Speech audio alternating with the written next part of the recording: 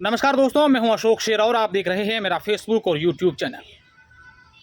आपके मोबाइल की स्क्रीन पर आपको एक युवती नज़र आ रही है जो पिछले 10 दिन से न्याय की गुहार के लिए दर दर की ठोकरें खा रही हैं और आंखों में लगातार आंसू निकाल रही है। आप देखिए कि किस प्रकार से न्याय के लिए भटक रही एक युवती अपने घर से करीब 1500 किलोमीटर दूर पश्चिमी राजस्थान के बाड़मेर पहुंची हैं और लगातार ये गुहार कर रही हैं कि मेरा क्या कसूर है, आखिर मुझे न्याय क्यों नहीं मिल रहा है। इस युवती का ऐसा कहना है कि वर्ष 2017 में मैं मेरे शहर पूना में रहती थी। इस दरमियान बाड़मेर ज़िले के धोरीमना क्षेत्र के एक युवक से मेरा परिचय हुआ। मैं उसकी दुकान पर सामान खरीदने गई थी और वहाँ हम दोनों के नंबर एक्सचेंज हुए। हम दोनों की दोस्ती हुई और दोस्ती प्यार में तब्दील हो गई और उसके बाद हम दोनों अच्छे से रहने लगे। कई महीनों तक साथ रहे हैं और इस युवती ने यह भी कहा है कि मेरे परिवार वालों ने मेरी सगाई कहीं और कर दी थी। मेरी वहाँ शादी भी होने वाली थी और शादी के दिन बाड़मेर के धोरीमना क्षेत्र का लड़का जो है वो मेरे घर आया और हमारी शादी रुकवा दी। फिर मैं उसके साथ रहने लगी, हम दोनों साथ रहने लगे। लेकिन कुछ महीने पहले वो यह कहकर वहाँ से निकल आया कि मैं घर जाके आता हूँ, मेरे गाँव जाकर आता हूँ और वापस आऊँगा, और वापस लौटा ही नहीं और इससे बात भी नहीं हुई। इसके बाद यह युवती उस लड़के के पीछे उसके घर तक पहुंच गई और ये कहा कि भाई तूने तो शादी का झांसा दिया, हम साथ में रहे, लिव इन रिलेशनशिप में रहे, हमारी सगाई हुई, लेकिन अब मुझे क्यों छोड़ दिया। एक उसके परिजनों ने इस युवती का ऐसा कहना है कि धक्के देकर मुझे निकाल दिया और मेरे साथ मैं पुलिस के थाने कई बार चक्कर निकाले, एसपी के पास गई, कोर्ट गई, कचहरी गई, लेकिन मेरा न्याय मुझे नहीं मिला है। हम इस युवती से बात करते हैं, पूरा घटनाक्रम क्या है, पूरा क्या मामला है। इधर देखो, आप रोइए मत, शांत हो जाइए। क्या हुआ है आपके साथ, हुआ क्या, पूरी बात क्या हुई? मैं इतने दिन से कोर्ट कचहरी कर रही हूँ, मुझे न्याय नहीं मिल रहा है। मैं एसपी साहब को दो बार मिल चुकी हूँ। मैं उनको भी बोला कि ये लोग कर रहे, मुझे न्याय नहीं दिलवा रहे। क्या हुआ, क्या था, पूरा मामला क्या हुआ था? मैं पुणे से आई थी। पुणे में जो एक लड़का था विष्णु ही करके, वो मेरे साथ में रह रहा था। उसने मुझे बोला शादी करेगा, ऐसा बोला था। वो इधर आया था। फिर वापस जब मैं उसके पीछे पीछे आई उसको मिलने के लिए, तो वो मुझे एक बार मिला था जब मैं पिछले 2 महीने पहले आई थी तब। उसके बाद मैं अभी आके गई पिछले महीने में, तो उसके घर वालों ने मेरे साथ बहुत बदतमीजी बातें की, धक्का मारा, वही करा। तो उसके बाद मैं वापस कोर्ट में आई, एसपी साहब को मिले। एसपी साहब को बोला ऐसा ऐसा मेरे साथ घटना घड़ी है। एसपी साहब ने कुछ बोला नहीं उस टाइम पे, तो एक्शन मैंने ली। कोर्ट से वकील साहब की, वकील गौरव खत्री मेरे वकील, उनसे बात की, मैंने सब कुछ किया। आधे से आधी प्रोसेस हुई है पर अभी तक मुझे न्याय नहीं मिल रहा है। मैं इतने दिन से कर रही हूँ, ये कर रही हूँ, वो कर रही हूँ। उस दिन वो लोग आके, मतलब जो विष्णु के घर वाले, विष्णु खुद नहीं आ रहे, विष्णु कुछ नहीं बोल रहे, विष्णु के घर वाले आके उसके पिता बोल रहे कि लड़की गलत है। मैं गलत हूँ तो मैं इतने दिन से नहीं भटकती, इतने दिन से ये प्रोसेस नहीं करती। मैं गलत हूँ तो मुझे न्याय अभी तक नहीं मिल रहा है। मैं इतने दिन से कर रही हूँ और वे पूरा जो मिला हुआ है वो सब उसको सपोर्ट करे, उसको न्याय देने का कोशिश करे। अच्छा, आपके साथ जो धोरीमना आप उसके घर गए थे तब आपके साथ धक्का मुक्की हुई थी? हाँ। आपने इस मामले को लेकर आप थाने गए थे धोरीमना? हाँ, मैंने बोला था, उन लोग ने कुछ एक्शन नहीं ली। रिपोर्ट दर्ज करवाई थी आपने? रिपोर्ट भी दर्ज करवाई। वो संडे को आके मेरी जुबानी पे लेके गई, पर अभी तक उन्होंने प्रोसेस नहीं मेरे पे कुछ किए। कर रहे बोल रहे, पर कुछ नहीं किया उन लोग ने। अब आप चाहते क्या हैं? कम से कम 2 दिन के अंदर एसपी साहब, कुछ मैं आपको रिक्वेस्ट करती हूँ एसपी साहब, 2-3 दिन के अंदर इसको इन लोग को सबको अंदर डलवा दो, नहीं तो मैं आपके एसपी ऑफिस के सामने मेरी जान दे देगी। देखिए, अगर ये किसी की बहन बेटी के साथ ऐसा गलत हुआ है तो वाकई में ये बहुत ही गलत बात है।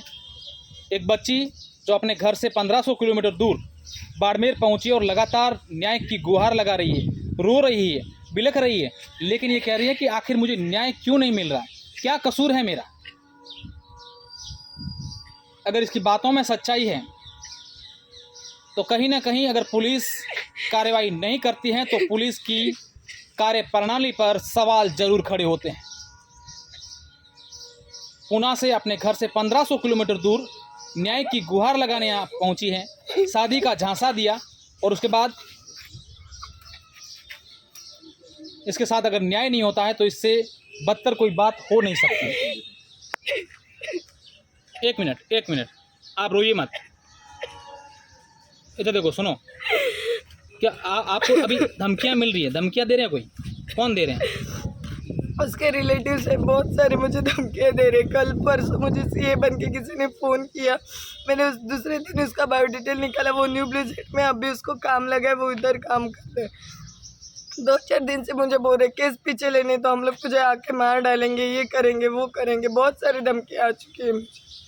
तो भी मैं अकेले बोली जाने दे अकेले लड़ी, मुझे पता है वो लोग कुछ नहीं करेंगे, फिर भी वो मुझे ज़्यादा से ज़्यादा, मैं परसों आ रही थी, मेरे पीछे 2 लड़के लोगों को भेजा था उन्होंने, मैं क्या कर रही हूँ, किधर जा रही हूँ, क्या प्रोसेस कर रही हूँ, सब देख रही मेरे पीछे से। क्या आपको उस लड़के ने शादी का झांसा दिया था? ये बोला था कि मैं शादी करूंगा? हाँ, उसने बोला था मैंने शादी करूँगा, और वो अकेला मेरे साथ था, उसने किसी को पता ही नहीं, वो बहुत झूठा है, वो सब कुछ झूठ बोलता है, वो एक इधर बोलता है, एक अलग दूसरी जगह पे बोलता है। मैंने जब उसका पूरा बायो डिटेल निकाला तब पता चला उसके घर वाले उसको सपोर्ट करे, उसके भाई सपोर्ट करे, और ये सब उन लोग को कुछ पता नहीं, तो भी वो बोल रहे कि लड़की झूठी। मैं झूठी रहती तो मैं इतने दिन से नहीं आती, ये सब कुछ नहीं करती। अच्छा, तो अब वो शादी से इनकार कर क्यों रहा है? क्या कह रहा है? वो शादी से नहीं इनकार कर रहे, उसके घर वाले उस पर दबाव डाल रहे, उसको बोल रहे तू करेगा तो तुझे भी मार डालेंगे, ऐसा साफ साफ बोला है उन लोगों ने उसको। तो वो उसको पूरी तरफ से दबाव आ रहे, वो उसको आना है पर उसके घर उसका पिता नहीं आने देते। बिल्कुल, इनके वकील साहब हैं, उनसे भी बात करेंगे। वकील साहब, क्या पूरा मामला था और ये जो बच्ची हैं ये आपसे कब मिली थी? ये 29 तारीख को मेरे पास में आई, न्यायालय में बैठा था, तो सर इसने कहा कि मेरे ये मामला है। जो मामला बताया इसने कि मैं पूना रहती थी और वहाँ मेरा एक विष्णु के न्यू जेड में शोरूम में काम करता था, और इसने मेरे माँ कपड़े ख़रीदने गई तो एक्सचेंज हुए नंबर, इसने गूगल पे फ़ोन पे इसने पैसे ट्रांसफ़र किए। कुछ दिन में इसने नंबर ले लिए लड़के ने, विष्णु ही ने। फिर इन दोनों के बीच में उस लड़के ने इसको व्हाट्सएप मैसेज वगैरह किए और इनके आपस में बात होने लगी, फिर दोस्ती हुई और दोस्ती प्यार में तब्दील हो गई। लड़के ने इससे रिलेशन बनाए और इसके साथ में रहा, 3 महीने इसके साथ में रहा, 12 महीने लगभग इनके रिलेशन रहे। ये नाबालिग थी तब से इनके रिलेशन थे, ये 12th करके गई थी। उसके बाद लगातार लड़के ने कहा मैं तो शादी करूँगा, इन्होंने सगाई भी की मंदिर में जाके, इसके फ़ोटो भी है इसके पास, सारे सबूत है इसके पास में। और उसके बाद लड़का ने कहा मैं अपने माँ बाप से पूछ के गांव जा रहा हूँ पूर्णिया, अपने माँ बाप से मिल के आ रहा हूँ और फिर शादी कर लेंगे। उसके बाद में 10 दिन इनसे आपस में बातें भी हुई। उसके बाद लड़के ने फ़ोन बंद कर दिया और अननोन नंबर से लड़के ने फ़ोन भी किया। उसने किसी को कहा कि मेरे माँ बाप हैं वो मना कर रहे हैं शादी का और मेरे को धमका रहे हैं कि तू लड़की से भूल जा, शादी नहीं करेंगे। उसके बाद लड़की यहाँ आई राजस्थान और यहाँ आई, इसके गाँव गई तो वहाँ लड़का मिला भी इसको। वो उसने उसको कहा कि मैं तो शादी कर लूँगा, तू यहाँ चली जा वरना तेरे को और मेरे को दोनों को मार लेंगे। तब ये लड़का वहाँ से फिर भाग गया। फिर लड़की उसके माँ बाप के घर गई तो उसने सारी बात बताई उसके, तो उसके घर वाला उठा, उसके साथ बदतमीजी की, धक्का मुक्की की, इसकी लज्जा भंग की। साथ में 5-6 लड़के और दूसरे गाँव वाले भी इकट्ठे हुए, उन्होंने भी साथ धक्का मुक्की कर इसके साथ बेइज्जती की इसकी और उसके साथ दुर्व्यवहार किया। उसके बाद में ये 29 तारीख को आई और एसपी साहब से थाने में रिपोर्ट दी। एसपी साहब से मिली 29 तारीख को, कोई कार्रवाई नहीं हुई। फिर इसके बाद कोर्ट में हमने इसका हिस्सा लगाया था। इसका हिस्सा लगाने के बाद में कोर्ट ने फैक्चुअल रिपोर्ट मंगाई तो उसके फैक्चुअल रिपोर्ट में पुलिस ने इसके खिलाफ लिख के दिया कि मामला यहाँ का बनता नहीं है, जबकि 29 तारीख ये 26 तारीख को वहाँ गई है, सारी घटना हुई है और उस FIR काट लेते, पर थाना वालों ने इसके खिलाफ लिख के दिया। फिर भी कोर्ट ने कंसीडर करते हुए इसके और जो वास्तविकता को देखते हुए इसको न्याय मिलना चाहिए, इसके लिए कोर्ट ने इस रास्ते में 156(3) में इसके FIR कटने का आदेश कर दिए हैं। और लेकिन अभी तक कोई मुकदमा दर्ज नहीं हुआ है और थानेदार जो इसके मुकदमा दर्ज नहीं कर रहा है, न कोई पुलिस वाले इसकी मदद कर रहे हैं। अच्छा, जो बच्ची हैं यहाँ 10 दिन से यहाँ भटक रही हैं, रो रही हैं, तो क्या पुलिस इंसानियत के नाते कम से कम इसकी बात नहीं सुन रहे? पुलिस इसकी बात सुन ही नहीं रही है, न कोई कार्रवाई कर रही है। ये बेचारी परेशान है, आज 1500 किलोमीटर दूर आई है, इसकी कहीं न कहीं वास्तविकता है जब जाए आई है। 10 दिन से परेशान हो रही है, न्याय के लिए जगह जगह भटक रही है। थाने गई, SP से मिली, न्यायालय में आई, न्यायालय का शरण लिया इसने, फिर न्यायालय ने इसका ऐसा करके 156 आदेश कर दिया मुकदमा दर्ज का।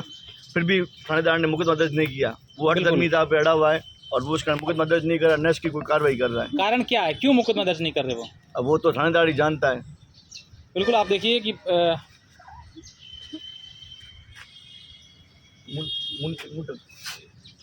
किस प्रकार से एक बच्ची अपने घर से 1500 किलोमीटर दूर यहाँ पहुँची हैं और लगातार न्याय की गुहार लगा रही है, रो रही है, बिलख रही है, न्याय के लिए भटक रही है, लेकिन इसकी कोई सुन नहीं रहा है। ये बच्ची कह रही है कि क्या मेरी ये गलती है कि मैं एक लड़की हूँ, क्या मेरी ये गलती है कि मैं मेरे घर से 1500 किलोमीटर दूर यहाँ आई हूँ, आखिर मेरे साथ न्याय क्यों नहीं हो रहा है। इसकी वीडियो अपने आप में वायरल बड़ा की है। सवाल खड़ा करता है ये पुलिस की कार्यप्रणाली पर कि एक बच्ची, एक युवती जिसके साथ फ्रॉड हुआ हो, उसके साथ शादी का झांसा देख करके उसके साथ गलत काम किए गए हो, और फिर वो लड़का मुकर जाता है कि मैं शादी नहीं करूँगा, फिर भी ये हिम्मत दिखा के उसके घर तक पहुँच जाती है, उसके घर में इसकी बेइज्जती होती है इस बच्ची की, और फिर ये पुलिस की शरण में जाती हैं, लेकिन अभी तक कोई कार्यवाही नहीं हो रही है। आखिर परेशान हो चुकी है और बच्ची ने यहाँ तक कह दिया है कि अगर मेरी कार्यवाही नहीं हुई तो मैं एसपी ऑफिस के आगे अपनी जान दे दूंगी।